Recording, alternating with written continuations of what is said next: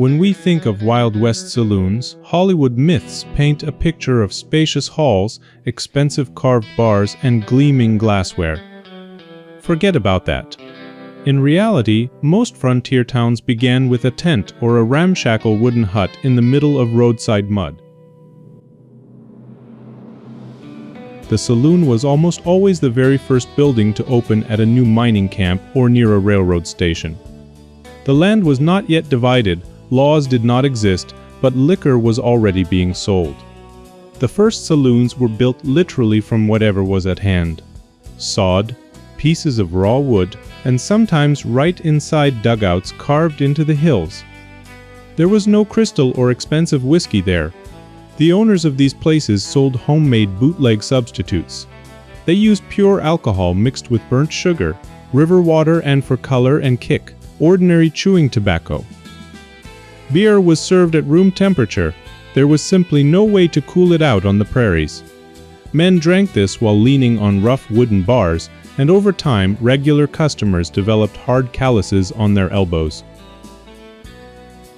The saloon was the heart of the wild frontier. In towns where there were no churches or courts for hundreds of miles around, saloons operated 24 hours a day, 7 days a week. It was the only place where a lonely gold miner, cowboy, or trapper could wash off the dust of a grueling day of labor. The saloon replaced everything. It served as the post office, a place to close commercial deals, and the main source of news. The largest establishments turned into actual courtrooms. History remembers the saloon of the famous Judge Roy Bean, where liquor was poured at one end of the counter, while at the other end, lawbreakers were tried and official sentences were handed down. The famous batwing doors, those short wooden panels that swung both ways, were not hung for beauty. They blocked the view from the street from casual passers-by and children, but at the same time allowed fresh air to circulate and helped clear out the stifling smell of cheap tobacco and sweat. Hollywood loves to show saloons as places for fun and harmless brawls, but the reality was much harsher.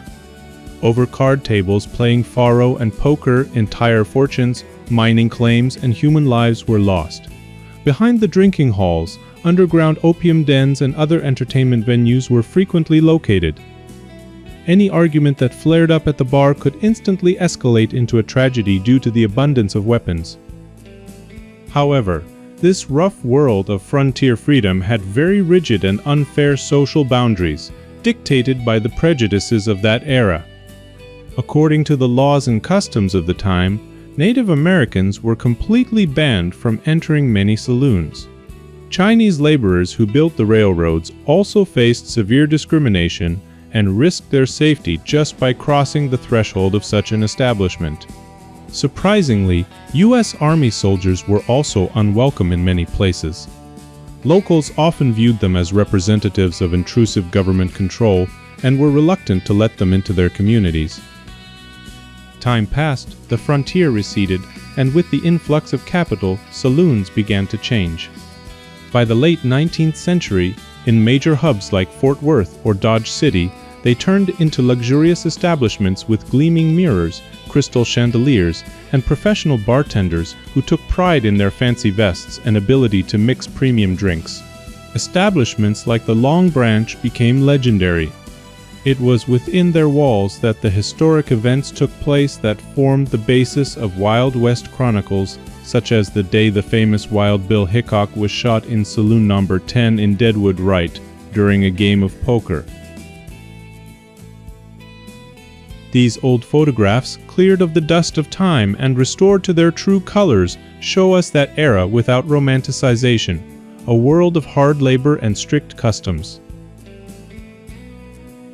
This is the end of part 1 of our Wild West Saloon photograph compilation. If you want to see a continuation of this topic and these historical frames in motion, please let us know in the comments. Thank you for watching, liking, and subscribing.